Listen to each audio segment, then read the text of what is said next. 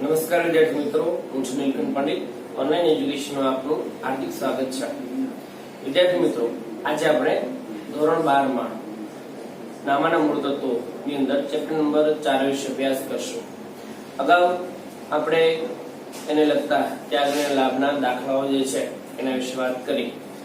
આજે આપણે ભાગીદારો વચ્ચેની અનામત અને એકત્રિત નફાની વહેંચણી છે તે કઈ રીતે થશે એના વિશે વાત કરશું.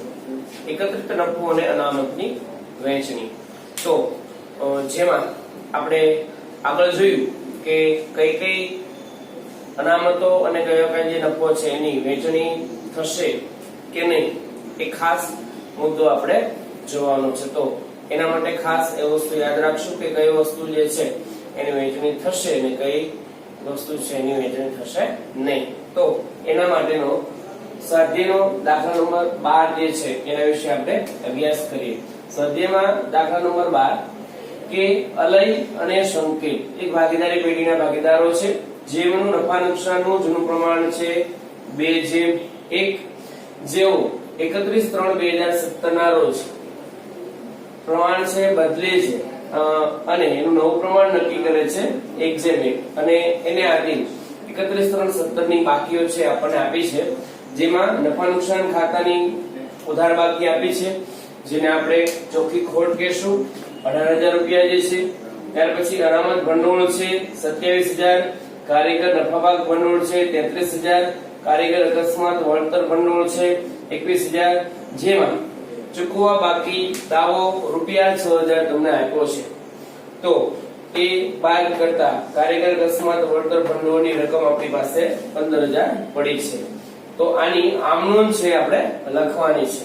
તો વિદ્યાર્થી મિત્રો, ખાસ આમનોંધ વિશે કઈ રીતે લખવી એ આપણને ધોરણ 11 ની અંદર ખ્યાલ છે કે આમનોંધ કઈ રીતે લખાય. હવે શેની નોંધ થશે અને શેની નોંધ નહીં થાય એ મહત્વનો મુદ્દો છે. તો જોતા જઈએ આપણે. તો સૌપ્રથમ છે નફા નુકસાન ખાતું. કૌંસમાં લખ્યું છે ઉધાર બાકી. ઉધાર બાકીનો અર્થ થશે કે નફા નુકસાન ખાતું છે એની ખોટ છે એ મળી છે અને એ છે 18,000 રૂપિયા.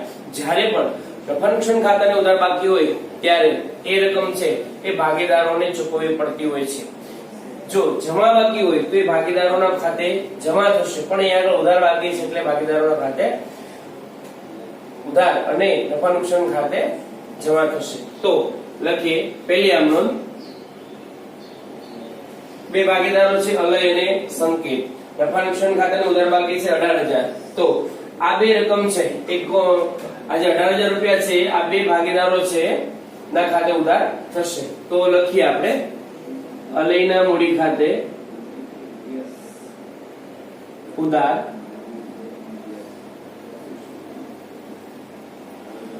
સંકેતના મૂડી ખાતે ઉધાર, સંકેતના મૂડી ખાતે ઉધાર, તે નફા નુકસાન ખાતે જમા. નફા નુકસાન ખાતે રકમ કેટલી છે 18,000 એટલે આપણે નફા નુકસાન ખાતે લખશું 18,000. હવે આ બંને જે ભાગીદારો છે એના મૂડી ખાતે ઉધાર લખ્યું છે. હવે રકમ કેટલી મૂકશું, કયા પ્રમાણમાં મૂકશું? તો ખાસ એક વસ્તુ યાદ રાખવાની, જ્યારે પણ એકત્રિત જે કઈ નફો છે કે અનામતો છે એની વહેંચણી હંમેશા ભાગીદારોના જૂના પ્રમાણની અંદર થશે. એટલે આપણે ભાગીદારોનું જે જૂનું પ્રમાણ છે કયું પ્રમાણ છે 2:1 એની અંદર જ વહેંચણી કરવાની થશે. તો આજે 18,000 રૂપિયા જે આવ્યા છે એ ભાગીદારો વચ્ચે આપણે વહેંચવા પડશે. તો એની વહેંચણી કરવાની છે તમારે સૌપ્રથમ. તો કેટલી રકમ છે? જો 18,000 રૂપિયા 2:1 નું પ્રમાણ એટલે પેલા અલયની વાત કરીએ એટલે 2/3 એટલે એના ભાગે આવશે 12,000 રૂપિયા. તો અહીંયા લખી નાખવાનું 12,000. પછી ફરી સંકેતની ગણતરી કરવાની 18,000 ગુણ્યા એનો નફા ભાગ છે 1 એને ભાગ્યા 3 એના ભાગે આવશે 6,000 રૂપિયા.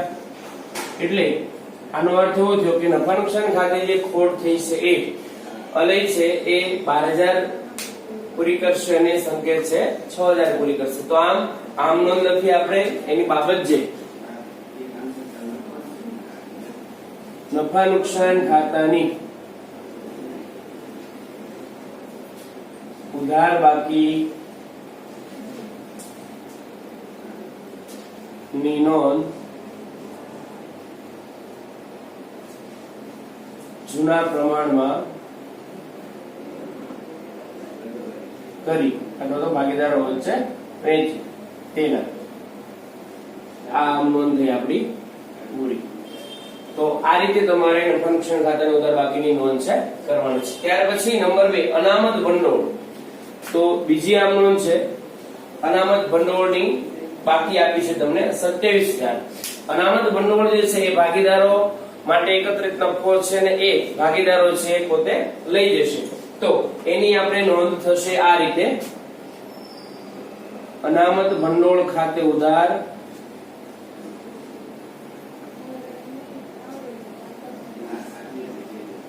કેટલી રકમ છે 27000 તે અલયના મૂડી ખાતે અને તે સંકેતના મૂડી ખાતે. હવે એની વહેંચણી કરવાની છે 27000 ની કયા પ્રમાણમાં? તો જૂના પ્રમાણમાં 27000 ગુણ્યા પેલા આપણે અલયની વાત કરશું તો અલયની આવશે રકમ 9000. અલયની વાત કરીએ આપણે ફરી વખત 27000 ગુણ્યા 2/3 એટલે એની 18000 આવશે. અને સંકેતની વાત કરીએ 27000 એને ગુણ્યા 1/3 એટલે 9000. તો આમ બંને ભાગીદારો વચ્ચે આપણે એકત્રિત જે અનામત છે એની વહેંચણી કરી. તો હવે એની બાબત છે અનામત ભંડોળની વહેંચણી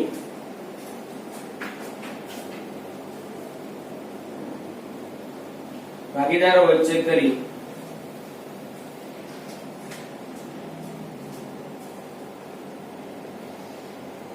જૂના પ્રમાણમાં કરી તેના. આમ આપણે અનામત ભંડોળની વહેંચણી થઈ. હવે ત્યાર પછી ત્રીજો મુદ્દો છે કારીગર નફાભાગ ભંડોળ 33000. તો હવે કારીગર નફાભાગ ભંડોળ જે છે એની વહેંચણી નહીં થઈ. શા માટે? કારણ કે ધંધા માટે પેઢી માટે દેવું છે એટલા માટે કારીગર નફાભાગ ભંડોળ છે કારીગરને ચૂકવવાનો હોય છે એટલા માટે અહીંયા આગળ ભાગીદારો વચ્ચેની વહેંચણી થશે નહીં. તો આવું જ્યારે થાય છે ત્યારે ખાસ એની નોંધ પણ આપણે કરવાની છે કે 3 નંબર લખવાનું કે કારીગર નફાભાગ ભંડોળ એ કારીગર નફાભાગ ભંડોળ એ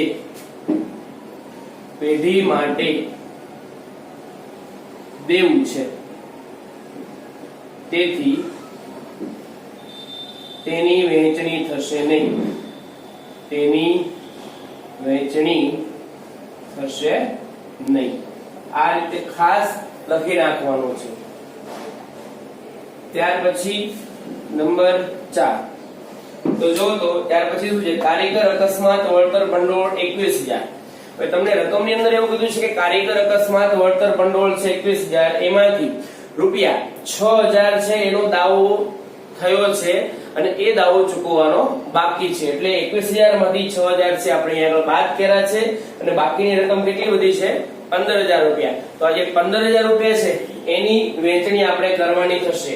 તો એની વહેંચણી આપણે કરીએ કે કારીગર અકસ્માત વળતર ભંડોળ ખાતે ઉધાર કારીગર અકસ્માત વળતર ભંડોળ ખાતે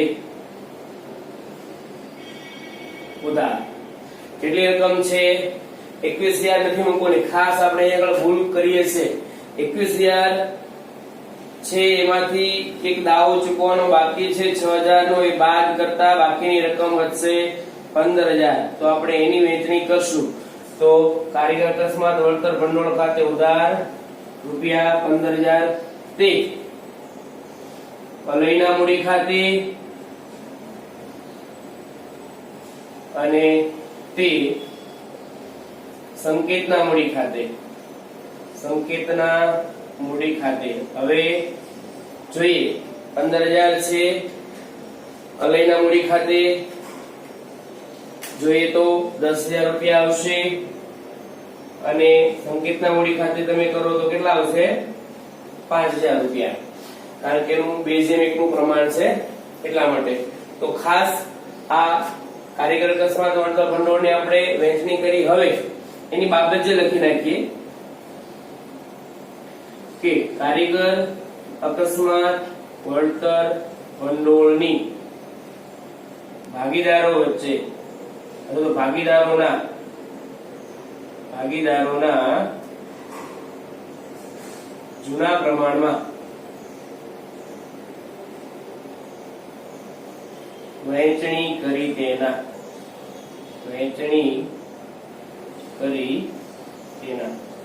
બરાબર. તો આ સાથે આ નોંધ પણ પૂરી થઈ. બરાબર છે. હવે ખાસ આપણે આ નોંધ કરી. હવે 3 માર્કની અંદર જ્યારે પૂછાય તો આ રીતની રકમ હશે કે આની વહેંચણી કરવાની છે. એમાં ખાસ યાદ રાખવાનું કોની વહેંચણી થશે અને કોની વહેંચણી નહીં થાય. જો તમને ખબર નહીં હોય કે કોની વહેંચણી થશે અને કોની નહીં થાય તો તમે દાખલો ગણી શકશો નહીં. એટલે ખાસ ફરી વખત રિપીટ કરું છું, નફા નુકસાન ખાતાની ઉધાર બાકી છે એટલે ભાગીદારો છે એના મૂડી ખાતે ઉધાર થશે. જો જમા બાકી હોય તો ભાગીદારના મૂડી ખાતે જમા થશે, નફા નુકસાન ખાતે ઉધાર થશે. તો આપણે બંનેના મૂડી ખાતે એની નોંધ કરી. પછી અનામત ભંડોળ છે 27,000 એની પણ નોંધ કરી. પછી કારીગર નફા ભાગ ભંડોળ જે છે એની નોંધ નહીં થાય કારણ કે પેઢી માટે દેવું છે તો એની નોંધ નહીં થાય. એની આપણે પણ અહીંયા આગળ સ્પષ્ટતા કરી. અને કારીગર અકસ્માત વળતર ભંડોળ 21,000 છે એમાં એક તમને ચૂકવવા બાકી દાવો આપ્યો છે 6,000 એ બાદ કરતા રૂપિયા 15,000 ની રકમ છે એની વહેંચણી આપણે અહીંયા ભાગીદારો વચ્ચે કરી. તો આમ તમારે આની આમ નોંધ જે છે એ ખાસ લખવાની છે. અને આમ નોંધ લખી ત્યારે ખાસ અહીંયા આગળ આપણે સરવાળો પણ લખવાનો. કુલ સરવાળો તમે કરો તો 18,000 27,000 અને 15,000 એ કેટલા થશે? ₹60,000.